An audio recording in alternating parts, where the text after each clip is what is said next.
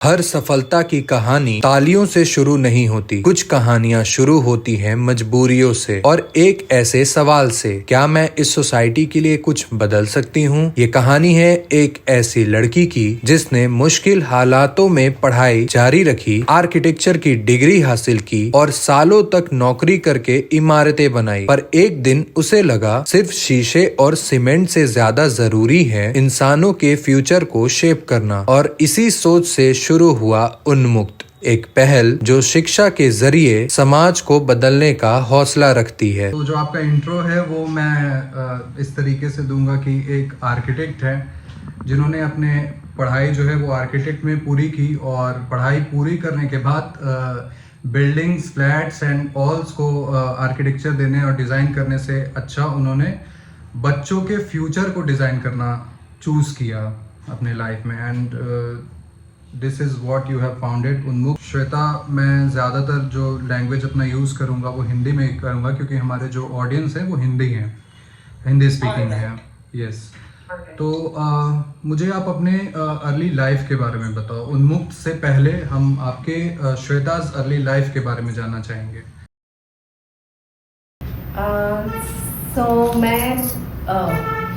मेरा जन्म ग्वालियर में हुआ था, मध्य प्रदेश में। मेरे ग्रैंडफादर सब यूपी से हैं और वो शिफ्ट हुए थे वहाँ पे मध्य प्रदेश। जेसी मील्स जो बिरलास की फर्स्ट मील थी, तो उसमें ही उन्हें जॉब मिला था। एंड आपके ग्रैंडफादर को? Yeah, my grandfather was in the government job, but when the Birlas approached him to join, because they were starting the first, proper meal here in Gwalior, तब वो शिफ्ट हुए थे अपनी family के साथ में। तो मेरे पेरेंट्स भी वहीं रहे हैं एंड मैं ग्वालियर में रही हूँ। और मेरे बड़े भैया हैं जो मुझसे 1.5 साल बड़े हैं। तो आप यूपी में भी रहे थे या आप बचपन से ही ग्वालियर में ही थे? बचपन से, born and brought up in Gwalior. UP में कहाँ से थे आप? हापुड़, दिल्ली के पास एक जगह है, और मैं जाती थी गर्मियों की छुट्टी में वहाँ पे।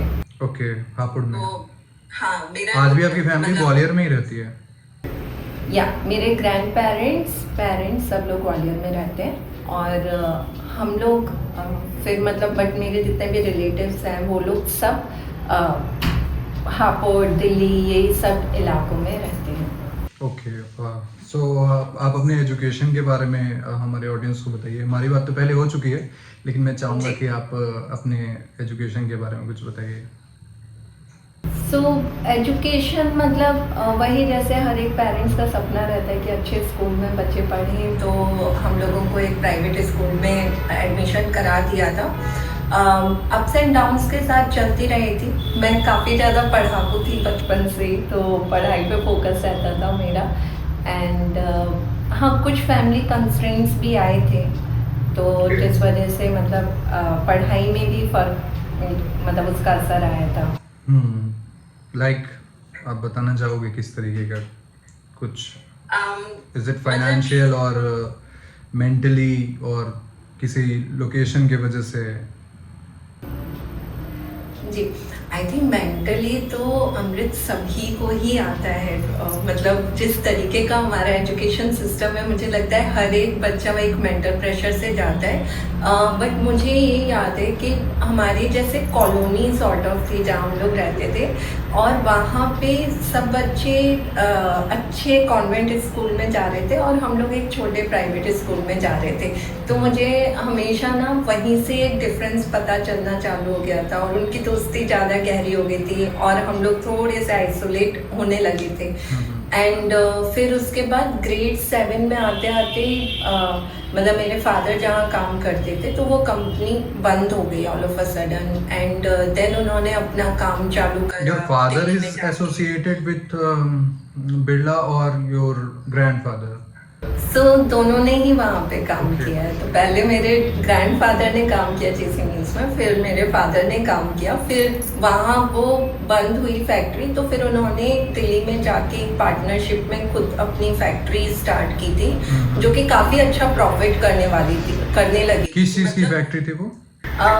बच्चों के जो ज्योमेट्रिक के सामान नहीं बनते, इंस्ट्रूमेंट्स वगैरह, वो बनाते थे, और काफ़ी अच्छे उनको डील्स भी मिल गए थे। बट फिर पार्टनरशिप में धोखा हुआ, और मतलब ये इतना सडन था क्योंकि हमारा था कि हम लोग शिफ्ट होने वाले हैं दिल्ली, और एक अच्छी एजुकेशन की आशा थी। पापा का बहुत सपना था कि हम उनके दोनों बच्चे बहुत अच्छे स्कूल में जाएं। तो वहाँ से ऐसा सिचुएशन आ गया कि हम लोग 2-3 मंथ्स तक स्कूल की फ़ीस भी नहीं भर पाए। फिर ये हुआ कि ग्रेड 7 में, मतलब लंच टाइम में वाइस प्रिंसिपल आई, all of a sudden she started shouting at me कि ना, मतलब अगर पैसे नहीं हैं तो क्यों आ रहे हो, और ऐसा सब करके। और लंच टाइम में मतलब मैं तो रोने लगी थी कि एक ग्रेड 7 के बच्चे को कैसा ही लगेगा। एंड देन फिर उन्होंने ना हमें स्कूल क्लास में बैठने ही नहीं दिया। हम लोग बाहर खड़े थे और हमारे फादर को वो फ़ोन कर दिया गया था कि आप आके अपने बच्चों को ले जाओ, जब फीस होगी तब आना। और मैं घर पहुंची थी तब मैंने अपनी मम्मी को बोल दिया था कि मैं अब उस स्कूल में नहीं जाऊंगी फिर से, और अगर मेरे पास खूब पैसे होंगे, मैंने तो बहुत गुस्से में बोली थी कि अगर मेरे पास पैसे होंगे ना तो मैं मेक श्योर करूंगी कि किसी बच्चे In which grade you are at that time? In which class you are at that time? 7th, grade 7 में। और वो भी मिड स्कूल में हम लोग को फिर चेंज करना पड़ा था। मतलब उसके बाद जो हमारी पढ़ाई हुई है ना, उस स्कूल की फ़ीस 30 रुपीज़ पर मंथ थी, जहाँ मैंने पढ़ा है। So do you believe कि बचपन में अगर इस तरीके की जो इंसिडेंट है किसी बच्चे के साथ होती है, तो क्या वो उसके आगे जो वो थ्रू आउट द लाइफ अपने जर्नी को बिताता है, उस पर असर डालता है? एक्चुअल में फ़र्क तो बहुत ज़्यादा पड़ता है कहाँ आप स्कूलिंग कर रहे हो। मतलब कॉन्फिडेंस पे पूरा असर पड़ता है, और आपके कैसे दोस्त बनते हैं वो सब पे भी बहुत ज़्यादा मानसिक तौर पे तो असर पड़ता ही है। और फिर उसके बाद अगर वो बच्चा थोड़ा सा ठीक निकल जाए, फाइट करके कॉलेज में आ जाए, जैसे मैं इंजीनियरिंग कॉलेज में आ गई थी आर्किटेक्चर में, बट मैं डिज़ाइन में बहुत You have completed your architecture degree from government college. Semi government, तो MITS कॉलेज से मैंने किया है, Madhav institute of technology and science. तो it was one of the best colleges in Madhya Pradesh. तो वहाँ पर जब मैं आई तब फिर मेरे साथ में जो मेरे क्लासमेट्स थे, उन लोगों की इंग्लिश बहुत अच्छी थी, मेरी इतनी नहीं थी। और एकदम से आपके पास इतनी मोटी मोटी इंजीनियरिंग की किताबें आ जाती है, आर्किटेक्चर की किताबें आ जाती हैं, जिसको आपको पढ़ना है, रटना है और इंग्लिश में ही जवाब लिखने हैं। तो आपको जो हार्ड वर्किंग का स्तर है ना, वो इतना ज़्यादा इंक्रीज़ हो जाता है। एंड उसके बाद भी ना जॉब में भी अगर आप जाते हो तो जॉब में भी आपसे एक्सपेक्ट किया जाता है कि आपकी इंग्लिश बहुत पॉलिश्ड होनी चाहिए। तो it gives you cutting edge. And ये अगर आपकी एजुकेशन अच्छी नहीं है तो उसमें कहीं ना कहीं गैप रह जाता है और आपको एक्स्ट्रा बहुत ज़्यादा काम करना पड़ता है। और दूसरा क्या होता है कि एक आपको एक्सपोजर नहीं मिलता, ठीक है। जैसे मेरे को 12th तक पता ही नहीं था कि IIT क्या होता है, IIT मीन्स IIT JEE ये सब नहीं पता था। तो क्योंकि एक्सपोजर ही नहीं था, ये अगर पता ही नहीं होगा तो हम ट्राई कैसे करेंगे। तो सोचिए कितने सारे बच्चे से रह जाते हैं बिना जाने कि वो लोग क्या कर सकते हैं, अपना पोटेंशियल ही नहीं जान पाते। Yes. Do you still believe कि अभी भी ऐसा कुछ है after coming of globalisation and digitalisation in India? Of course, क्योंकि अभी ये है कि बच्चों के पास में मोबाइल है, बट क्या उनको पता है वो वाली सारी चीज़ें कि कहाँ पे जाकर वो पढ़ सकते हैं। जो पढ़ने वाले हैं वो पढ़ लेते हैं, बट एक घर का माहौल वैसा नहीं रहता है कि पढ़ाई वाली चीज़ वो देखें। मोबाइल पे ज़्यादातर टिकटॉक एंड इंस्टाग्राम और अदर चीज़ें ज़्यादा चलती हैं। और डिजिटलाइजेशन हो चुका है, बट जैसे मैं उड़ीसा में काम करती हूँ तो बच्चों की यहाँ पे फर्स्ट लैंग्वेज उड़िया है, उनके लिए हिंदी भी थर्ड लैंग्वेज है, और ज़्यादातर content if you will find it is in English और फिर उसके बाद हिंदी। तो उड़िया बच्चों के लिए है ही नहीं, और ऐसा बस खाली उड़ीसा के लिए नहीं है, ऐसा सारे हाँ, जो भी रीजनल जितने भी जगह रीजनल लैंग्वेज में है ही नहीं। एंड उड़ीसा में भी इतने सारे डायलेक्ट्स हैं, फिर कोई एक भाषा है, कोई लैंग्वेज का तो कुछ भी नहीं है यहाँ पे। तो इसलिए इतना डाइवर्स है हमारा कंट्री, और उसमें डिजिटलाइजेशन होने के बाद भी गैप तो बहुत ज़्यादा है। यस। तो आर्किटेक्चर का आपने डिग्री किया, उसके बाद आपने जॉब किया? जी, I started my career from Delhi. ये आपने जॉब कब स्टार्ट किया? 2007। ओके, 2007 के बाद कितने सालों तक आपने जॉब किया है? आई थिंक मैंने 8-10 साल तो जॉब किया है। सो दिल्ली में स्टार्ट किया था, फिर आई वर्कड इन कोलकाता के बाद भुवनेश्वर, और भुवनेश्वर में जब काम कर रही थी तो मेरी कंपनी मुंबई बेस्ड थी। सो या Yes. So architecture is a field in which one can earn a good money. उसको छोड़ के how उन्मुक्त idea came into your mind? सो मैंने ना, मतलब ये था कि एक तो मन में हमेशा रहता था कि अर्ली सक्सेस भी मिल गई है। बिल्कुल स्टार्टिंग से बताना आप कि जॉब के बीच में एक टाइम आता है जब आप ब्रेक करते हो जॉब को, और आप डिसाइड करते हो कि आज से मुझे जॉब नहीं करना है, और आप किसी और जर्नी, और वो जर्नी उन्मुक्त से ही स्टार्ट हुई, या जो आपने ट्रैवल किया और बाकी चीजें आपने की उससे आपके दिमाग में आया कि हाँ मुझे कुछ इस तरीके का करना है? सो पहले तो मन में ये था कि बाय द वे आपका बैकग्राउंड बहुत ही अच्छा लग रहा है, मतलब साइंस वर्सेस सुपरस्टिट्यूशन। यस। हाँ, ये बच्चों ने बनाया है। Yes, design a game, one of our Unmukt kids on this. So yeah मेरे लिए ऐसा था कि पहला, मतलब हमेशा ये रहता था कि सक्सेस तो बहुत मिल गई, बट फिर भी सेटिस्फैक्शन नहीं था। और आर्किटेक्चर का जॉब स्ट्रेसफुल भी होता है। मतलब I used to work in hospital, and hospital के साथ में, मतलब hospital is one of the toughest buildings to design, क्योंकि उसके अंदर इतने एलिमेंट्स हैं। आपकी मेडिकल गैस पाइपलाइन है, न्यूमेटिक शूट है, EHU अलग अलग रखना है, जो भी है। तो बट ये भी था ना, मेरे को समझ नहीं आता था कि इतने महंगे हॉस्पिटल्स बनाए जा रहे हैं, बट और अफोर्डेबिलिटी नहीं है। और एक टाइम पे बहुत ज़्यादा मेरे पास जॉब ऑफर्स भी आ रहे थे, even in India and abroad, to design hospitals and specifically cancer hospitals और ये सब। आप सिर्फ हॉस्पिटल डिज़ाइन करते थे? हॉस्पिटल्स, मॉल्स, बट मैंने 3 साल कंटिन्यूसली हॉस्पिटल में काम किया, तो इस वजह से वो वाला कनेक्ट बहुत ज़्यादा हो गया था। कुछ ऐसे हॉस्पिटल्स आप बताओ जो आपने भी डिज़ाइन किया हो, जिसमें आपने काम किया। I will tell. सो या, अब भुवनेश्वर आएंगे ना तो जो फेमस हॉस्पिटल दिख रहे हैं वही है। ओके। सो या, तो हॉस्पिटल करते करते ये वाली चीज़ आई थी कि ना कैसे ह्यूमन बींग्स को ह्यूमन बींग्स की जगह ATM मशीन समझा जाता है, कुछ ऐसे इंसिडेंसेस थे। और दूसरा मुझे ये सवाल है कि why cancer has become so common. Third is like what is the purpose of my life. I am having all the things, like अच्छी फैमिली है, एंड देन फिर उसके बाद जॉब भी बहुत अच्छा है, प्रोग्रेस भी हो रहा है बहुत अर्ली एज में ही, बट स्टिल मैं खुश नहीं थी। तो क्या मीनिंग है लाइफ का, क्या है? तो आई स्टिल रिमेंबर कि मैं टाटा का एक इंटरव्यू चल रहा था, टेलीफोनिक इनिशियल बात, एंड मैं वॉक करते करते सवाल के जवाब दे रही थी, and that moment I decided कि no, I don't want to do this job any more, I just want to quit it. आप इंटरव्यू दे रहे थे टाटा के लिए? आप इंटरव्यू दे रहे थे? ओके।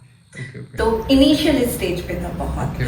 और फिर उसके बाद मैं मुझे घूमना था, क्योंकि मेरे सारे जवाबों के मतलब सवालों के जवाब ढूंढने में निकलते हैं। तो फिर मैं 2014 में I quit my job and I went on a backpack travelling solo in 14। 14 okay, आप सोलो निकल गए दुनिया देखने के लिए। हाँ। ओके, क्या हुआ बैकपैकिंग और जो आपने ट्रैवल किया उसमें? So I started from Delhi. Delhi में मैंने एक बाइकर्स ग्रुप को ज्वाइन कर दिया था, एक एडवेंचर कंपनी थी पहले तो, एंड वहाँ से हम लोग निकले मतलब पूरा बाय रोड गए थे चंडीगढ़ वगैरह होते हुए एंड लद्दाख पहुंचे। वहाँ पे as a photographer and a manager I did it half way and then फिर I left that and I stayed back in Ladakh. And Ladakh में भी जो बहुत इंटीरियर पार्ट में विलेजेस वगैरह हैं वहाँ पे मैं जाकर रही और वहाँ पे लोगों को समझा कितनी सिंप्लिसिटी से लोग रहते हैं और जो कंटेंटमेंट है वो शहरों के लोगों से बहुत ज़्यादा था।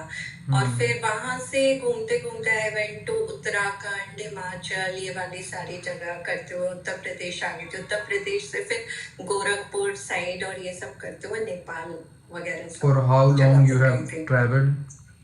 It was nearly 5 months। मतलब पूरे पैसे खत्म हो गए बैंक में। मतलब 5 महीने आप बाहर ही थे, घर से बाहर? हाँ। ओके, 13-15 रुपीज बचे थे मेरे बैंक बैलेंस। तब I came back, join the project again. तो हाँ, बट आई रियलाइज कि मुझसे 9 to 6 जॉब तो नहीं होगा। At the time of travelling आपको ये फील आया या जब आप उससे पहले ही आपको आ गया था कि नहीं 9 से 6 नहीं होने वाला? ट्रैवलिंग में आया बिकॉज ट्रैवलिंग में कुछ इंसिडेंसेस ऐसे हुए थे like I met people from different countries also like US, Israel और ये सब जगह के भी लोग थे। उन लोगों से भी बात हो रही थी एंड वही जो मेरी भी समस्या है ना, डिससेटिस्फैक्शन और क्या है मीनिंग, वही सब कोई भी ढूंढ रहा है। और दूसरा एक जो बहुत लाइफ चेंजिंग था वो ये था कि लद्दाख में मैं बैठी हुई थी, एक दीदी से बात कर रही थी। उनका एक रेस्टोरेंट है और शी इज अ फार्मर और उनके ग्रैंड डॉटर सन भी है। Can you guess her age? वो रेस्टोरेंट चलाती है, फार्मर है और छोटे छोटे उनके ग्रैंड डॉटर और सन भी है। क्या एज हो सकती है? Can you guess her age? I guess in 40s or 50s. She was 84 years old. Okay, and still she was doing farming. और मैंने उनको पूछा कि अनीले बोलते हैं दादी या फिर किसी को भी ग्रीट करते हैं वुमेन को, तो लद्दाखी भाषा में आप अनीले बोलते हो। तो okay, she is from Ladakh only. She is from Ladakh only. Ladakh only. तो लद्दाख के गांव में मैं उनसे मिली थी और मैं उधर ही रुकी थी। रेस्टोरेंट के साथ में ना वो लोग एक छोटा सा ऐसे रहने के लिए भी रखते हैं। तो वहां पे मैं रुकी थी और रात को मतलब ऐसे मैं पूछ रही थी, खाना खा रहे थे हम लोग डिनर में, तो मैंने पूछा कि आप इतने ज्यादा फिट कैसे हो, हम तो इतना काम इस उम्र में नहीं कर पाते हैं। तो उन्होंने ना इशारा किया मेरे खाने के साइड में कि तो फूड वी आर ईटिंग। तो बोले तुम लोग बाहर से आते हो, तुम लोग मैगी खाते हो और हम लोग घर का खाना खाते हैं, वही फर्क है, हम उगाते हैं अपना खाना और खाते हैं। तो वहाँ से from where organic farming come into Shweta's mind. वहाँ से आया the food. Exactly what you eat, वही तो आपका हेल्थ है कि what you eat, आप अंदर क्या इनटेक कर रहे हो, सच बात है। So what do you eat? And इतनी ज्यादा नॉलेज विलेजर्स के पास है, हमारे ट्राइबल्स के पास है खाने को लेकर एंड बाकी क्लाइमेट को भी लेके, दे आर कनेक्टेड। तो what I felt in my travelling that we are not connected with ourselves at all. हम लोग इतने रेस में डूब जाते हैं ना कि ये करना है, ये अचीव करना है, वो करना है, कि वी आर नॉट इधर connected with ourselves not with our surroundings and nature के साथ भी नहीं है। तो इसलिए एक तो समझ आया कि ये food is medicine and organic farming पे काम करना जरूरी है। तो फिर मैंने ऑर्गेनिक फार्मिंग के बारे में पढ़ना चालू करा, वॉलंटियरिंग के लिए अप्लाई करना। फर्स्ट ऑर्गेनिक फार्मिंग आपके दिमाग में आता है या अंडर प्रिविलेज जो चिल्ड्रन हैं जिनके लिए आप काम कर रहे हैं एजुकेशन पे, वो आपके दिमाग में आता है? एक्चुअली दोनों ही अमृत साइमल्टेनियसली चल रहे थे, क्योंकि एक लाइफ का भी एक्सपीरियंस था ना, तो वो मन के अंदर तो हमेशा रहता था कि यार कुछ तो करना है, अच्छा मुझे खाना, ऐसा अच्छा पढ़ना। concept नहीं था। अच्छा खाना, अच्छा पढ़ना। अच्छा खाना अच्छा पढ़ना। Yes, तो पहले exactly. तो ऑर्गेनिक एंड क्योंकि आर्किटेक्ट हूँ तो एनवायरनमेंट के लिए बहुत ज्यादा मतलब दिल से पहले से ही था और अवेयरनेस भी काफी ज्यादा थी क्योंकि पढ़ाई भी करी है उसमें। तो एनवायरनमेंट कॉन्शियसनेस तो थी ही। इसके लिए फिर मैंने यहाँ पर मतलब काम करना पहले तो चालू करा। मैंने खुद पढ़ाई करी एंड देन फिर ग्रो योर ओन फूड करके वर्कशॉप्स भी लोगों को देना चालू करा। बट ये वर्कशॉप्स देते देते समझ आया how wrongly we have been taught and if anything needs to be changed it has to be done by education only. तो Yes, exactly. वहाँ से Exactly. If you are not educated, then आपको पता नहीं चलेगा कि क्या हेल्थ है, क्या yeah एक अच्छी लाइफ है। अच्छी life is not only about luxury life. yeah अच्छी life is about what you are eating, आप पढ़ क्या रहे हो, आप कैसे सराउंडिंग में हो, सराउंडिंग को भी आपको बिल्ड कैसे करना है, तब आप एक अच्छी लाइफ में इंटर कर सकते हो। अगर आपने बहुत अच्छा फ्लैट ले लिया, आपने बहुत अच्छा घर बना लिया और वो एक स्लम के सराउंडिंग में है और दैट अब स्लम में वहां पे एजुकेशन नहीं है, अच्छा खाना नहीं है, लोग को पता नहीं क्या करना है, तो आपकी लाइफ भी अच्छी नहीं रहने वाली है। Exactly Yes. एंड ये इफेक्ट करता ही है बिकॉज हम सोचते हैं कि हम लोग साइलो में रह रहे हैं, वैसा नहीं है। Exactly. Everything is interconnected and what I learn from my journey is like we all look for the happiness and happiness majorly depends on three things. One is your own health. If you're not healthy, you have money and everything, you cannot enjoy your relationships, not only with your close family members but with your colleagues and everyone, because you spend 90% of your Relationship time doesn't mean at least only family 60%. and your colleagues and all. Yeah, colleagues, everyone. And third is environment, because like you said, if you're stepping out and air pollution is there, no matter how wealthy you are, you're going to get diseases and all because of the pollution. So like I saw one interview of Elon Musk with Nikhil Kamath. In Yeah. that he told that in upcoming years we will pay for oxygen, और सबसे बड़ा जो पैसा जाएगा वो oxygen और खाने और पीने की चीजों में जाएगा, और एक टाइम पे पैसा खत्म हो जाएगा। एब्सोल्युटली। तो हमने ना पता है क्या करा है, लाइक हम कहते हैं रोटी कपड़ा और मकान। Roti is fine but food is okay, water and air, इसके बिना हम रह नहीं सकते। और हमने पानी को भी पोल्यूटेड कर दिया है और एयर को भी पोल्यूटेड कर दिया है। तो और इसकी वजह से कितनी लैक्स ऑफ डेथ होती है, तो वो भी हम नहीं देखते हैं। मतलब See, जब the हम ambulance sound Yeah. is coming. Yes, Yeah. exactly. So just tell me that how उन्मुक्त started and उन्मुक्त start कब हुआ? आप जब ट्रैवल करके आए तो सडनली स्टार्ट हुआ या कुछ टाइम के बाद स्टार्ट हुआ? So एक के बाद एक चीजें होती गई। I'll share that very quickly. It's like first मैं मतलब 2015 अराउंड रहा होगा, तब दिवाली के टाइम पे गुजर रही थी एक बस्ती के सामने से, तो देखा वहां पे पूरा अंधेरा था और दिवाली की नाइट पे, तो that is In Bhubaneswar only. In Bhubaneswar only. So next year मैंने क्या करा, दिए पेंट करे एंड पूरा दिवाली का किट बनाया और चुपचाप जाके ना उनके घर के सामने रख दिया।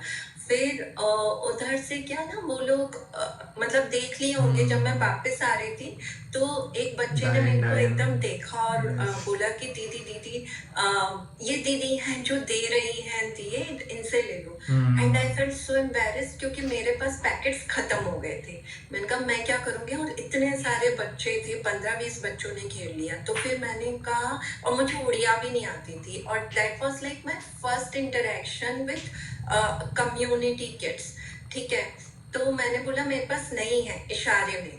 तो उसने कहा कोई बात नहीं दीदी, मैं अपने शेयर कर दूंगी। तो मुझे लगा यार कितने अच्छे बच्चे हैं, मतलब ये लोग खुद से बोल रहे हैं शेयर कर देंगे। और वो कुछ From them we can learn sharing.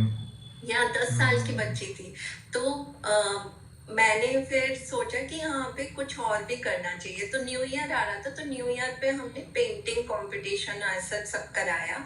तो पेंटिंग कंपटीशन में ना हमारा टॉपिक था my world, my dream my world. तो वहां पर एक मानस करके बच्चा था, I still remember her his painting very vividly. तो उसने एयरपोर्ट के जो बाहर का सीन रहता है ना, अराइवल एंड डिपार्चर, वो बनाया था, और फ्लाइट उड़ रही है वो बनाया था। मैंने जब उससे पूछा तो उसने बोला मैं पायलट बनना चाहता हूँ। तो मैंने कहा, और मेरे मन में पता ये आया कि यार इसका सपना ना ऐसे ही रह जाएगा, बिकॉज वो वाली शिक्षा ही उसे नहीं मिलेगी। और वहां से यही आया कि अगर ऐसे कॉम्पिटिशन्स और कभी कभी आकर इवेंट करा लिए, वो मेरे लिए फील गुड है, पर बच्चे को कुछ नहीं इफेक्ट होना है। अगर कुछ करना है तो कुछ कंटिन्यूएशन में होना चाहिए। तो और हमें हमेशा क्या लगता है ना अमृत, की गांव में ज्यादा जरूरत है, गांव में डिस्पैरिटी बहुत ज्यादा है, वहां पे काम करना चाहिए। तो आई थॉट कि मैं गांव में जाकर वहां पर कुछ एक स्कूल बनाऊंगी बच्चों के लिए रेजिडेंशियल, और उधर पे काम करूंगी। बट तब तो पैसे नहीं थे, और सोचा कि चलो जहाँ है वहां से शुरुआत करते, उन बच्चों के लिए करते। तो 2017 में we started a creativity centre, और वो भी एकदम मतलब इको फ्रेंडली, की MRI के जो पैकेज होता है उसके चिप बोर्ड का जो मतलब बोर्ड रहता है, उसको कट करके हमने हमारे टेबल्स बना लिए, टायर यूज करके, वो सब करके। So you have used your architect mind there. Yeah, it will always be there. So वो करके हमने बनाया, और सोचा कि ये आपने अपना जगह लिया था? हमने 2 BHK रेंट पर ले लिया था। तो ये अर्बन एरिया में था या ये अर्बन? भुवनेश्वर में, प्रॉपर भुवनेश्वर में, मेरे घर के पास में ही एकदम एक जगह ले ली कि यहाँ पे शुरू करते हैं। अपने ही बुक्स को लेकर आगे उससे लाइब्रेरी बना दिया कि एक, और उन्मुक्त नाम दिया। Unmukt means beyond freedom, where children can feel free to express themselves, और this space will be, और यूटोपिया माइंड था एकदम आइडियलिस्टिक कि ये स्पेस ना सारे बच्चों के लिए रहेगा, हमें कोई डिफरेंस नहीं करना है अमीर या गरीब या फिर ऐसा कुछ। हमने जाके फ्लायर्स, कुछ मेरे दोस्तों ने और हम सब ने, मेरे एक्स हस्बैंड ने भी बहुत हेल्प करी, तो हम लोगों ने जाकर पूरा फ्लायर्स वगैरह हमारी कम्युनिटी में, और जो हमारे पास में एक स्लम था उस कम्युनिटी में दे दिया। Day 1 ऑफ उन्मुक्त 1 अक्टूबर 2017, फर्स्ट लर्निंग एंड शॉक, हमारी कम्युनिटी से एक भी बच्चा नहीं आया, क्योंकि उन्हें पता था कि दूसरी कम्युनिटी से बच्चे आने वाले हैं। उधर से बच्चे आए। जब हमने उनको बोला जो मन है What community here means? मतलब जहाँ पे हम लोग आप रह रहे थे, वहाँ से लोग नहीं आए, वहाँ से बच्चे नहीं आए? वहाँ से सब बच्चों ने, सबके पेरेंट्स ने हाँ बोला था, बट एक भी बच्चा नहीं आया। क्योंकि उन्हें पता चल गया था कि बस्ती के बच्चे आने वाले, तो वो नहीं चाहते थे कि बस्ती के बच्चों से, मतलब ये थोड़ा हायर क्लास में थे, एक बस्ती के बच्चों से। Okay okay okay. तो ये पेंटिंग कंपटीशन था, राइट? ये Day 1 था उन्मुक्त जब हमने स्टार्ट किया। ओके। तो हमने पेंटिंग कंपटीशन किया, उससे समझ आया कि ऐसे अगर हम लोग कुछ भी करते रहेंगे ऑन एंड ऑफ, तो उससे ज्यादा फर्क नहीं पड़ेगा। अगर कुछ करना है तो वो कंटिन्यूअस होना चाहिए। इसलिए हमने क्रिएटिविटी सेंटर ओपन किया कि यहाँ पे एटलीस्ट हम कुछ क्रिएटिव क्लासेस लेंगे थ्राइस इन अ वीक, और उसको उन्मुक्त नाम दिया। तो 1 अक्टूबर 2017 we started उन्मुक्त। At that time you were registered or no. Okay okay. We had no plan to register or anything. हम लोग के एक बच्चों Just for the society you are working. कर पाए। हाँ, क्योंकि वो सब सोचा ही नहीं था इतना बड़ा या फिर कुछ भी, एक छोटा सा स्पेस जहाँ बच्चों को एक्सप्रेस कर पाए वो था।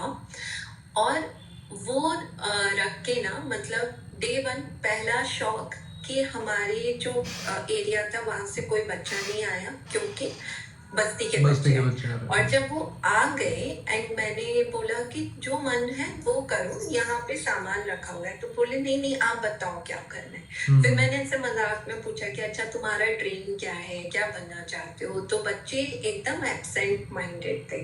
और फिर एक बच्चा उनमें से बोला मैं चोर बनना चाहता हूँ। मैंने कहा क्यों?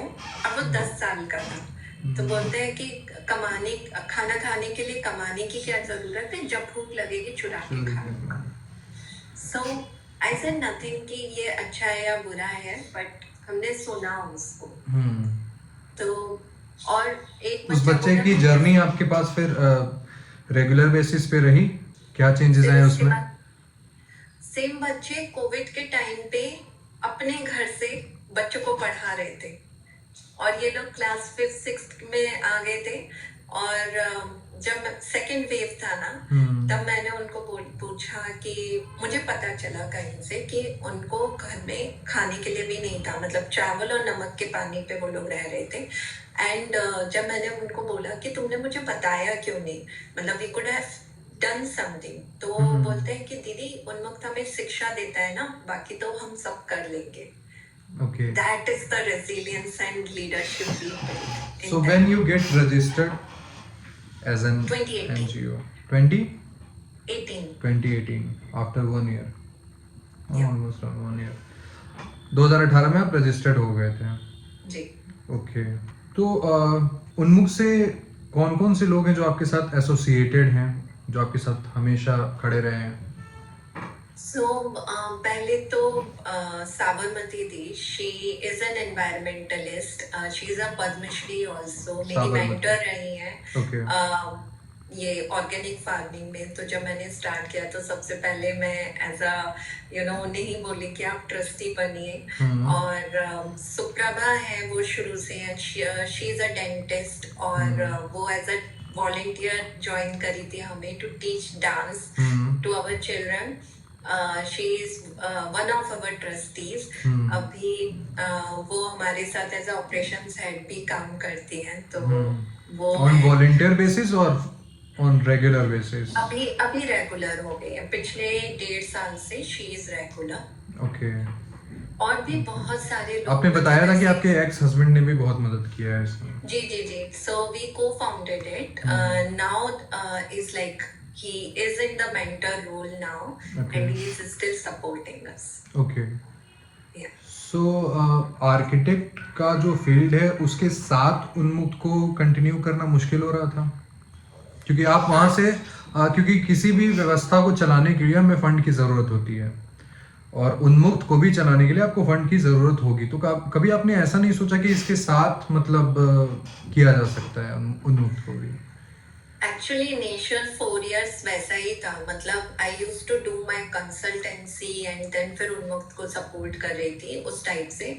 बट मतलब फिर उसके बाद में जैसे बच्चे बढ़े और हम लोगों का काम इतना ज़्यादा बढ़ गया, प्लस मेरी हेल्थ पे भी इफेक्ट होने लगा था, बिकॉज इतना आर्किटेक्चर का work is also not easy, like it takes a lot of. पहले 4 साल आपने साथ में काम किया? हाँ। Okay okay. तो मैं ये भी कर रही थी, तो मतलब मैं 12-14 आवर्स काम कर रही थी, तो it is started effecting my health as well. And ये भी हुआ था कि कोविड के बाद ऑल ऑफ अ सडन, मतलब बिफोर कोविड हम लोग 70 to 75 बच्चों के साथ रेगुलर काम कर रहे थे, और हमारा था कि हमें इसे बढ़ाना नहीं है, we wanted to keep it small only. But Covid हुआ और इतना ज्यादा, एक तो हमें हमारे बच्चों का प्रोग्रेस समझ आया कि यार हमने कुछ तो अच्छा किया है, जिस तरीके के हमको रिजल्ट मिले। और तो पहला 1 साल में आपने कितने बच्चों को अपने साथ जोड़ा? तो इनिशियली तो 30 to 40 ऐसे रहे होंगे, फिर आते गए। And right now, what is your strength? Actually, I'll tell you very interesting story. तो Okay. I am non-ओडिया, ठीक है, और मुझे हमेशा से था कि education has to be integrated, ठीक है, तो सेल्फ डिफेंस होना चाहिए। उसकी क्लास होती थी सुबह 6 बजे, कराटे सिखाते हैं बच्चों को। और मैं पहुंचती थी वहां पे, किसी ने र्यूमर फैला दिया था कि ये दीदी ना बच्चों को उठा के ले जाएगी या फिर किडनी ले जाएगी, पार्ट्स ले जाएगी। तो मैं जब सुबह सुबह जाती थी तो मेरे मुंह पे दरवाजे बंद कर देते थे, बच्चे छुप जाते थे और कुत्ते पीछे पड़ जाते थे। And I have dog phobia. Okay. तो बहुत टफ था। एंड उसको करते करते में 1 साल तो वो लग गया टू विन देयर ट्रस्ट। जैसे मतलब जा रही हूँ बात करने के लिए, एक तो बहुत ज्यादा जजमेंट था और ऊपर से फिर लगता था कि यार इसके पास ना बहुत सारे पैसे हैं। मतलब कुछ पेरेंट्स आए, उनको बहुत मुश्किल से बुलाया, आप आइए, सेंटर देखिए, सब देखिए। तो और मैं टूटी फूटी उड़िया में बात करने की कोशिश कर रही हूँ। आधे घंटे से बात चल रही है, फिर ऑल ऑफ अ सडन दीदी बोलती है, अच्छा ये सब तो ठीक है, ट्रंक क्या रखा हुआ है, मैं ले जाऊँ कपड़ों के लिए। ओके। और एक्सट्रैक्शन स्टार्टेड हियर। क्योंकि वो आदत डलवा रखी है ना हमने, बट फिर वो चेंज हो गया क्योंकि उन्होंने देखा कि यार ये लड़की टिकी हुई है, आती रहती है। नहीं, उन्हें क्या लगा होगा ना कि ये अभी कुछ दिनों के लिए आई है, ये आएगी और अपना करके यहाँ से जाएगी। हाँ, सम गवर्नमेंट ग्रांट्स आपको मिला है जिसके तहत आप ये काम कर रहे हो और अब चले जाओगे फिर। हाँ, और वो लोग चीजें मांगते थे, हमने कभी कोई चीज नहीं दी। उन्मुक्त में मैं प्रिंसिपल, हम लोग कभी ऐसे खाना, कपड़े ये सब नहीं देते हैं। यार लेकिन जिसके लिए ग्रोथ हो वो चीज करो सपोर्ट, तो हम लोग एजुकेशन पर ही फोकस करते हैं। अभी मैंने आपका कोई पोस्ट देखा था या कहीं, शायद आपने कुछ व्हाट्सएप स्टेटस लगाया था जिसमें चॉकलेट के बारे में कुछ था, दैट यू आर वीगन, और भी कुछ था उसमें कि हाँ, that is against your principles, ऐसा कुछ था। Yeah. So Unmukt is 100% vegan, and there are rules like no maida, no sugar, no packaged food, no refined oil. So ये सब नहीं है, because जैसे बच्चे जूडो, अब मतलब जहाँ से हमने शुरू किया था ना, अब बच्चे जैसे शुरू में जब सेल्फ डिफेंस की क्लासेस होती थी, बच्चे चक्कर खा के गिर जाते थे। अभी सेम बच्चे नेशनल खेलने जा रहे हैं, ठीक है? तो नेशनल खेलने जा रहे हैं। यस, खेलो इंडिया में मेरी 3 लड़कियां गई हैं खेलने के लिए, ब्रॉन्ज पे आप प्लीज अगर कुछ फोटोग्राफ्स होंगे तो मुझे भेजना एक बार, पक्का मैं यूज करूंगा उसको। यस। तो एंड स्टेट लेवल पे गोल्ड मेडल भी जीती है। तो एक तो बच्ची तृप्ति, कौन से गेम में ये गई है खेलो इंडिया में? कौन से गेम के लिए? जूडो। वाओ। शिलोंग गए थे। Wow, great. तो वहां से उनकी जर्नी रही है। सो हाँ, तो इसलिए फूड इज वेरी इंपॉर्टेंट, क्योंकि अगर आप जूडो प्लेयर हो एंड आप नेशनल खेलना चाहते हो तो ये सब आपके दिमाग में आखिर आया कैसे? That self defence should be strong and mental के साथ आप फिजिकली भी आपको स्ट्रॉन्ग होना रहता है। इंटीग्रेटेड है ना, body mind and soul. So we are children are whole, humans are whole, not only mind.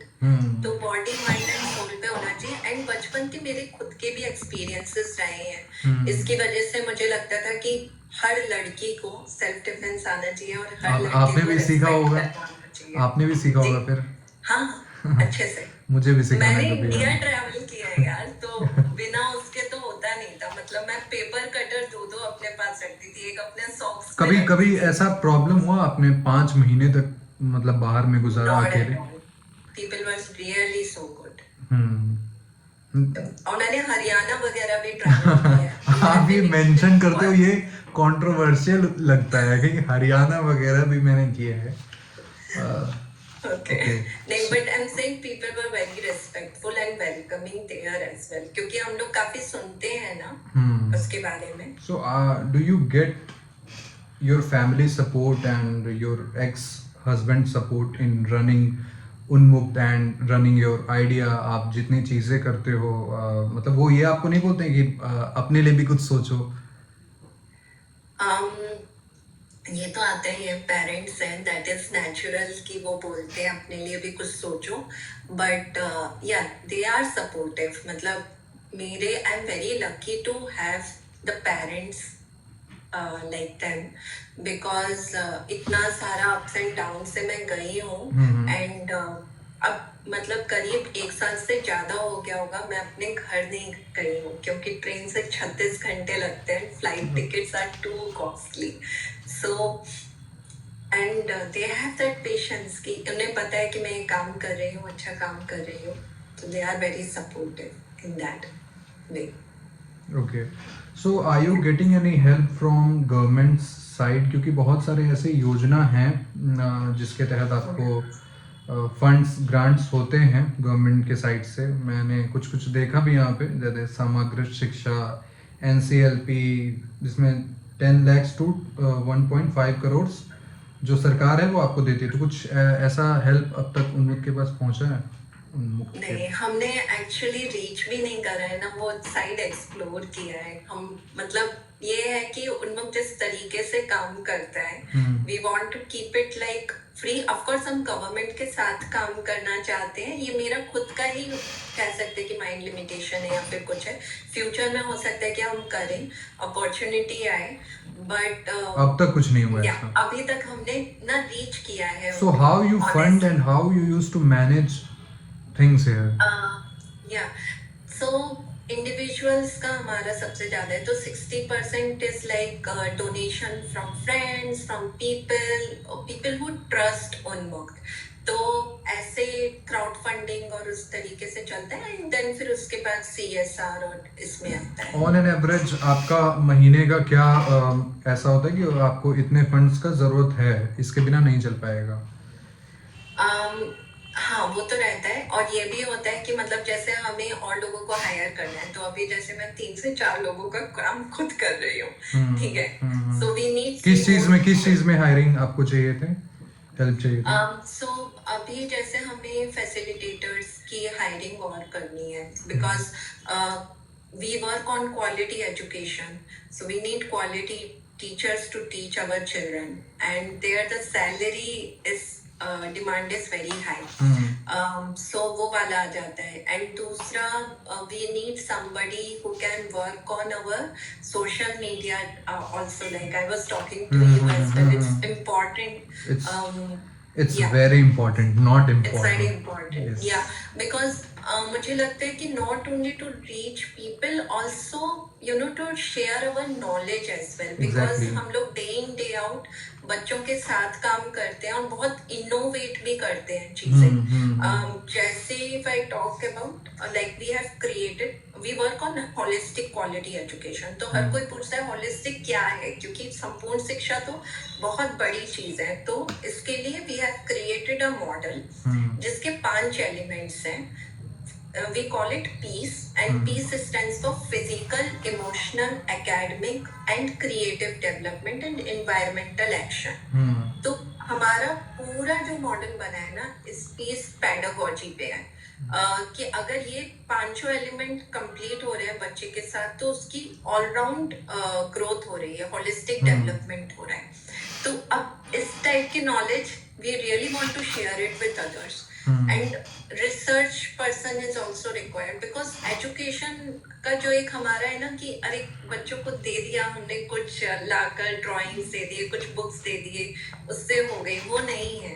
Okay. तो उसके अलावा मतलब a lot of research, lot of reading is required for this, क्योंकि national education policy is already there, NCF is also there, जिसके अंदर सब कुछ लिखा हुआ है, बट इम्प्लीमेंट नहीं हो रहा है। Who will implement it? Teachers will implement it. That is only on papers. Quality.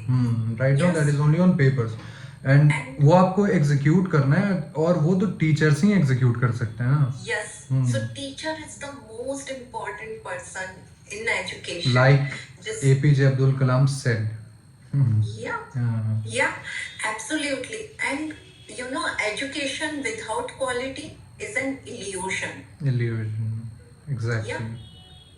Because बच्चे स्कूल तो जा So रहे हैं, but क्या anyone सीख can रहे हैं? assist you in online mode, क्योंकि हम यहाँ पे लोगों से भी बोलेंगे कि अगर ऑनलाइन मोड में भी कोई आपको, क्योंकि भुवनेश्वर से बाहर के भी लोग पढ़ा सकते हैं, अगर आप चाहते हो पढ़ा सकते हैं, आपके सोशल मीडिया अकाउंट को मैनेज कर सकते हैं।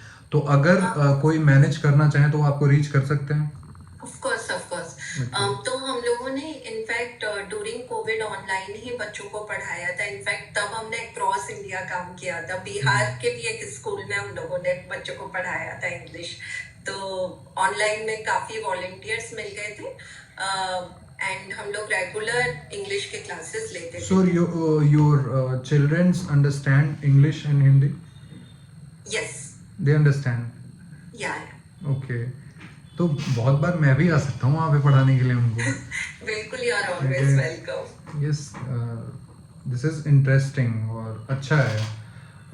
हमने एक डेटा अभी देखा था जिसमें ऐसा था कि अभी जो उड़ीसा में जो स्कूल्स हैं वो 61,693 स्कूल्स हैं जिसमें 77.5 लाख से ज़्यादा स्टूडेंट्स पढ़ रहे हैं. ठीक है. और इसमें ऐसा बताया हुआ है कि जो सरकारी स्कूल है, जो गवर्नमेंट स्कूल है, उसमें ज़्यादा बच्चे पढ़ते हैं in Orissa as compare to private school. Yes, so that is true. मैं वही पूछना चाह रहा था कि ये बस डेटा पे मुझे दिख रहा है या ऐसा सच में है? नहीं, क्योंकि अफोर्ड नहीं कर सकते ना, प्राइवेट स्कूल का फीस कितना ज्यादा है, तो मैक्सिमम जनता तो वहीं पे ही जाएगी। मतलब पेरेंट्स चाहते हैं प्राइवेट में भेजना और लोन भी लेते हैं इनफैक्ट बच्चों को प्राइवेट स्कूल में पढ़ाने के लिए, बट हर कोई अफोर्ड नहीं कर सकता। एंड यही होता है कि मतलब उड़ीसा का एक और डेटा है कि 42% of Orissa youth are not job ready. मतलब वो yes exactly, because after 12th यहाँ पे डेटा में बता रहे कि वो ड्रॉप आउट हो जा रहे हैं, वो पढ़ना ही बंद कर देते हैं. यस, क्योंकि मतलब असर का ही डेटा है उड़ीसा के लिए कि 75% of children in grade 5 can't do 2-digit subtraction। तो अगर वो ग्रेड 5 में नहीं कर पा रहे हैं तो वो लर्निंग गैप्स बढ़ता चला जाता है। And that gap doesn't happen overnight कि वो 12th में उसे कुछ नहीं आता है, क्योंकि क्लास 1 में उसको ठीक से नहीं पढ़ाया गया है, तो वहीं से ही आता है। इसलिए there is a scarcity of quality and quality teacher.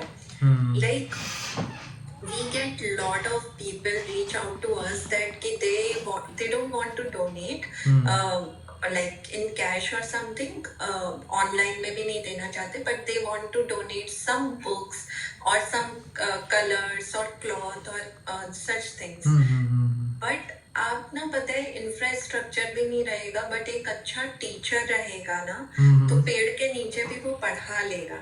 और उसको तो सैलरी चाहिए ना।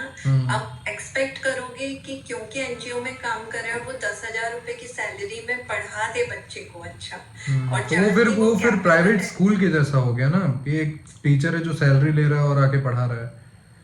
तो बट अल्टीमेटली तो उसको तो पैसे चाहिए ना रहने के लिए, सरवाइव करने के लिए।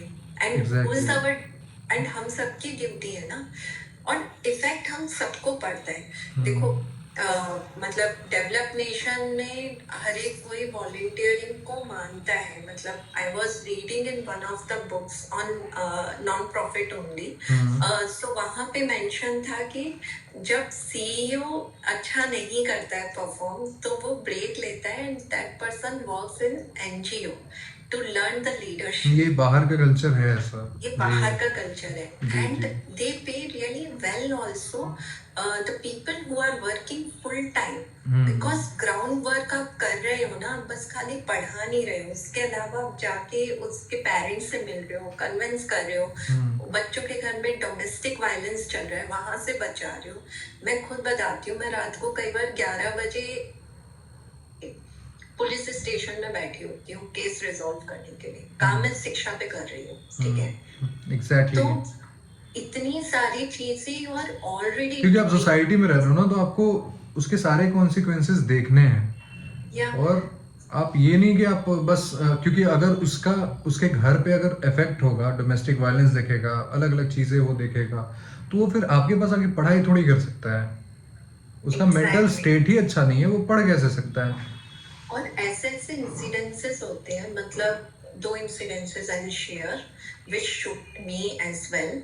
वन इज एक बच्चे मैं क्लास ले रही थी और एक मैथ्स के सवाल में ना 2 लड़कियां थी, उन्होंने थोड़ा गलत बोल दिया, तो फिर मैंने उनको करेक्ट किया तो वो एकदम से डर गई। ठीक है। तो जब मैंने उनको पूछा कि इतना ज्यादा क्यों डर गए क्लास के बाद, तो उन्होंने बताया उससे पहले जहाँ वो पढ़ने जाते थे ना, वहां पे थोड़ा सा गलती होने पे पिटाई उनकी हुआ। थाइस पे मारा जाता था, और इतना गंदे से मारा जाता था उनको, टीचर मारती थी कि वो चल नहीं पाते थे अगले दिन। तो इतना ज्यादा डर अभी था। अभी अभी के टाइम पे मतलब सीबीएसई ने भी बहुत सारे रूल्स एंड रेगुलेशंस लाए हैं जिसमें हम भी बहुत मार खाते थे, लेकिन अब के बच्चे मार नहीं खाते हैं। तो खाते हैं बट उस तरीके वो से बदला नहीं है। अच्छा, बदला नहीं आज है। भी स्कूल में स्टिक रहता हाँ है एग्जैक्टली, कि अभी जब- बहुत सारे न्यूज़ हाँ, हम देखते हैं उस तरीके। बट अभी एक स्पेसिफिकली रूल तो है, हमारे टाइम में तो वो भी नहीं था। हम बट वही वो रूल है। हाँ बस रूल है। कितने पेरेंट्स हैं जो जाएंगे एफआईआर करवाने अपने बच्चे के लिए। और पेरेंट्स का भी, पेरेंट्स के साथ में भी टीचर का भी, लाइक क्लास 6 और मुझे 7 लगता है कि जो में अगर- टीचर्स हैं जो स्कूल में पढ़ाने जाते हैं प्राइवेट स्कूल्स में, वो ना अपना एक मैनहुड और अपना दबदबा दिखाना चाहते हैं बच्चे के ऊपर ही। वो इस तरीके से उनका माइंड काम करता है, मुझे समझ में नहीं आता है किस तरीके अपने लाइफ से वो परेशान है, या उनका मेंटल स्टेट पे काम होना चाहिए, उन्हें भी जाना चाहिए सीखने के लिए। एक्चुअली उनकी मेंटल हेल्थ पे काम होना बहुत जरूरी है, एंड स्पेशली गवर्नमेंट टीचर, मतलब वो इतने ओवरलोडेड है फ्रॉम डिफरेंट जॉब्स। मुझे भी पहले बहुत गुस्सा आता था जब तक मैंने उनके साथ काम नहीं किया था। जब काम किया तो समझ आया ना उनके साथ में। एक तो अगर 7th क्लास के बच्चे, समझो अगर 80 बच्चे आपके क्लास में दे दिए और आपके पास माइक्रोफोन भी नहीं है बात करने के लिए, और जो Exactly, बच्चे कैसे बैठे हैं फिर उनका पढ़ाओगे? मन भी नहीं है पढ़ने का, वो 80 बच्चों को एक बेचारा टीचर कैसे संभालेगा बिना डरे। और यहाँ पे अजीब सी चीजें हैं ना कि इंडिया में एक टीचर के सर पे सिर्फ स्कूल का ही ये नहीं लोड डाला जाता है, आपको चुनाव भी कंडक्ट करवाना है, आप Exactly. सरकारी कुछ भी अगर काम हो रहा है आपको उसमें इन्वॉल्व होना है, आपको बीएलओ का काम करना है, एक नहीं 100 काम उनके पास दे दिया जाता है, लगता है। अब उन्हें कंप्यूटर भी सीखना है, और कंप्यूटर पे रिपोर्ट बना के देनी है जो पिछले 25 साल से उन्होंने तो वो करा पढ़ाने नहीं के है। अलावा दुनिया का सारा काम करने लगता है। एग्जैक्टली। और कुछ स्कीम आ जाता है तो उसको उन्हें Conduct लगाना करवाना है, है, हाँ। कोई डे आ जाता है। तो हम लोग एक बार कैलकुलेट कर रहे थे कि बच्चे स्कूल में इफेक्टिवली कितना पढ़ते हैं 365 डेज में, निकल के 40 डेज आए। 40 डेज 40 डेज छुट्टियां, ये वो डेज आ जाते हैं, फिर एनुअल फंक्शन आ जाता है, कुछ आ जाता है, तो 40 अगर एक बच्चा days 40 दिन ही पढ़ेगा तो वो ऑब्वियसली फिर 5th क्लास में सब्सट्रैक्शन भी नहीं कर पाएगा। हाँ, तो वो एक तो पढ़ाने का तरीका रटना है, क्वालिटी पे ध्यान नहीं है, तो ये बहुत सारे फैक्टर्स हैं। एंड इसमें इसलिए बहुत ज़्यादा ज़रूरी है कि एनजीओ सेक्टर के जो लोग हैं वो भी काम करें, और जो गवर्नमेंट का ऑलरेडी बना हुआ है ना करिकुलम इज रियली गुड। ठीक है, कुछ चीजें हैं जो नहीं है, बट एटलीस्ट पॉलिसीज जो बनी हुई है ना उसको ही अगर हम इम्प्लीमेंट कर लें तो उनके साथ मिलके काम करें तो आगे बढ़ जाएगा। Because if you see 3 Qs of education like equity, quantity and quality, तो गवर्नमेंट एंड एनजीओ सब की वजह से we are able to achieve at least the quantity and equity। मतलब लड़कियां भी अब पढ़ रही हैं, और इनफैक्ट मास्टर्स तो लड़कियां भी ज्यादा कर रही हैं अगर बॉयज गर्ल्स रेशियो देखें, but now the quality is something which is remained. So all of us have to come together and work on the quality and try to get the best teachers, plus reward them and recognize them. Their job is very thankless job. So we need to do Do you that. believe that the main foreign donors like UNICEF, Global Fund of Children, Their World जो कि UK के द्वारा होता है, IDRF जो USA के द्वारा होता है, इससे इंडिया को कुछ फायदा हो भी रहा है? Are they working?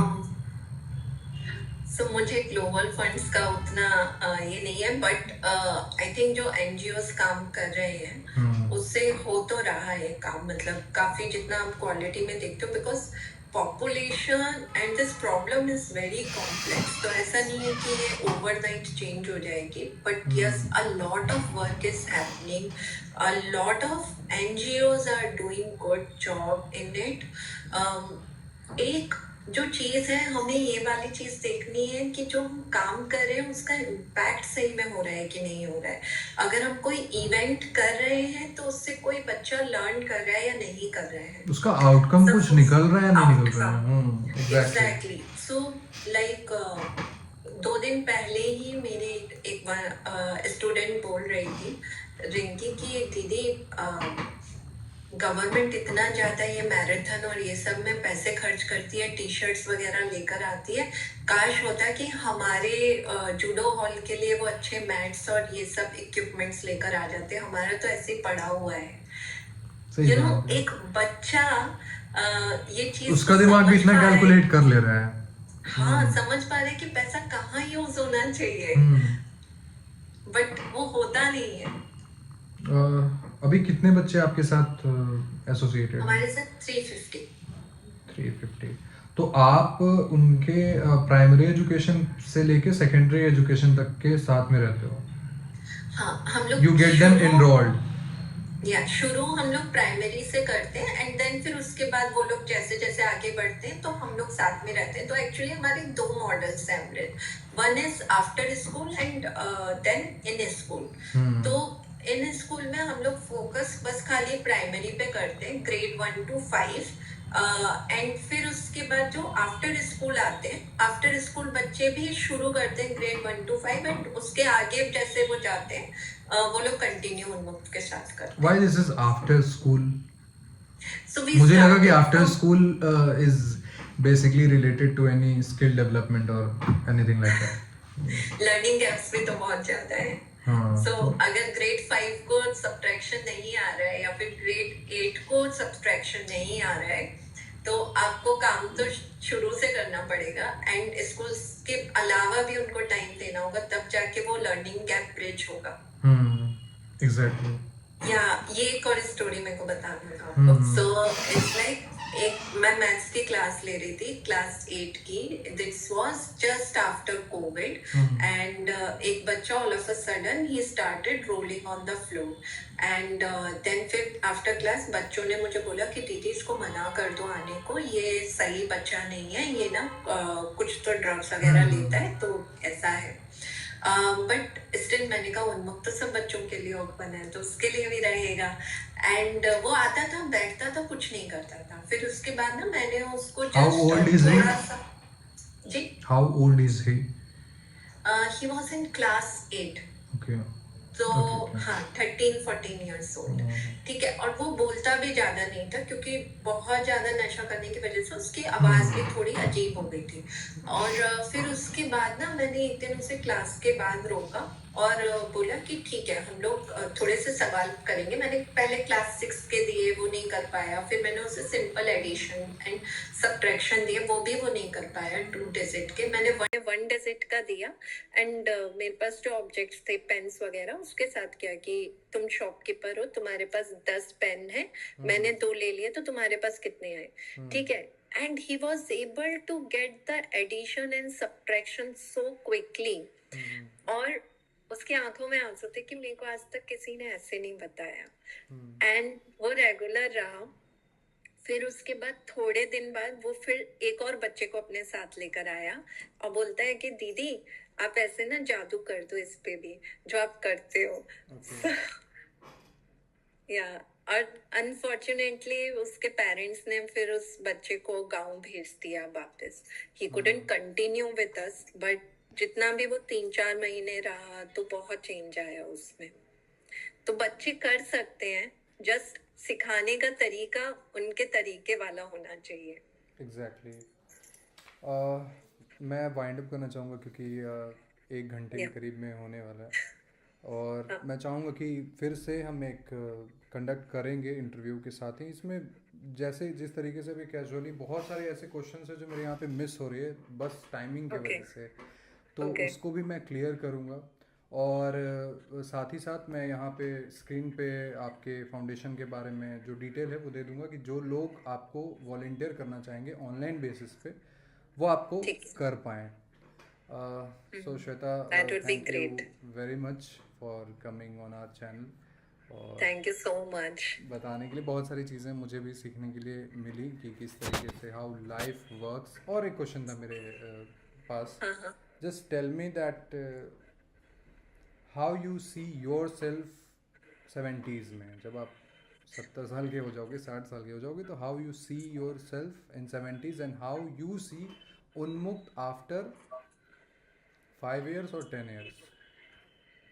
Okay, so second question मैं पहले लूंगी। In 5-10 years I see like in next year we are starting a fellowship that is the first education fellowship of Odisha, where we are going to get the best minds of Odisha to teach our children and it will be a 2 years of fellowship। हम लोग 10 fellows के साथ चालू करने वाले हैं और 5 years में हमारा टारगेट है 100 फेलोज के पास पहुंचना, मतलब 10 टाइम्स करना। ये फेलोज होंगे जो इस कॉलेज से पास आउट हुए हैं और कुछ करना चाहते हैं, एकेडमिक में बहुत अच्छे हैं और वो 2 साल शिक्षा के ऊपर काम करना चाहते हैं, तो ये बच्चों के साथ डायरेक्टली काम करेंगे और हम उनकी लीडरशिप के ऊपर काम करेंगे, जिससे कि जो उड़ीसा के बेस्ट माइंड्स हैं वो उड़ीसा में रहें और उसको ग्रो करें। It will be तो paid or what? it will be paid। Okay. It will be From paid from when you are starting this? fellowship in April। In April। तो हम लोग मुझे जगह रिक्रूटमेंट मिलेगा इस फेलोशिप में? उड़िया आता होगा तो नहीं, उड़िया तो नहीं आता है। हाँ, सो फंडिंग हो जाए तो हम लोग स्टार्ट कर सकते हैं। We are ready with all the curriculums and हमने गवर्नमेंट स्कूल्स भी आइडेंटिफाई कर लिए हैं जहाँ पे हम लोग इसे करना चाहते हैं। तो everything is done, is just one thing is left. तो आई सी कि हम लोग 100 फेलोज ला रहे हैं एंड प्लस ये जो फेलोज हैं 2-2 साल जब करके जा रहे हैं तो फिर वो लोग उड़ीसा या तो उन्मुक्त ज्वाइन कर रहे हैं आफ्टर 2 years ऑफ फेलोशिप, या फिर वो अपनी एनजीओ स्टार्ट करें या फिर गवर्नमेंट ज्वाइन करें एज अ गवर्नमेंट टीचर और a policy maker. Idea is very simple, is first teach children, lead communities and transform yourself first, then the education system and then nation। Great। So I see the systemic transformation in the education in the next 10 years। So who this designed is this fellowship program? You have designed it? So yeah, we have designed it and we are in the incubation of Teach for India, TFIX, Teach for because India। yeah, Okay। they are the best when it comes to fellowships। So we have been working with This them is for the operated last by government? 6 months। No, Teach for India is also an NGO। NGO। Yeah। So we are in their incubation to design this and with our experience also, like till date we have worked with 2000 volunteers। Okay, so we have that experience how the youth minds work and what they need, what are their growth areas। So we have created a curriculum for their growth and how they can teach children pedagogically। हमारा model पे हमने बनाया है। तो ये मैं देखती हूँ कि systemic transformation in education and creating educators, leaders in Orissa. And अगर उड़ीसा में सक्सेसफुल होता है तो डिफरेंट स्टेट्स में भी we would love to go, Madhya Pradesh, Rajasthan, Bihar also, why not. And second जो आपका सवाल था, फर्स्ट सवाल 70 years में मैं कहाँ देखती हूँ। आई सी लाइक कि उन्मुक्त को जो सेकंड लाइन ऑफ लीडरशिप है एंड उन्मुक्त के जो बच्चे हैं, फेलोज हैं, वो रन कर रहे हैं। I am there as an advisor और मैं गांव में रह रही हूँ and I have build a school there, Ecoversity, जो मैं हमेशा बनाना चाहती हूँ। और वहाँ पे हमारा रेजिडेंशियल स्कूल कॉलेज है, एनवायरमेंटल लैब है एंड ऑर्गेनिक फार्मिंग है। I am doing that fully active and working. ये ऑर्गेनिक फार्मिंग कहाँ पे बताया आपने? गांव में। So I want to shift you in a have village. planned this और आप इस पे वर्क कर रहे हो, मतलब ये चालू हो चुका है? नहीं, चालू नहीं हुआ है, करना है। So for this organic farming you तो require आता land है। and Yeah, it requires land and everything। या one step at a time. First is like urban area में हम लोग फेलोशिप लॉन्च करते हैं, इसको चला ले. 5 years focus will be completely on the fellowship and education in the urban areas and different cities of Odisha. After that, the village area. Okay okay Shweta, तो हाँ, बहुत बहुत शुक्रिया अपना कीमती Thank you. समय हमें देने के लिए. और मैं उम्मीद करूँगा, और बहुत सारे ऐसे टॉपिक्स हैं जो अभी मैंने मिस कर दिया टाइम की वजह से, लेकिन मैं फिर से आपसे एक बार उस टॉपिक पे बात ज़रूर करना चाहूँगा. पक्का पक्का.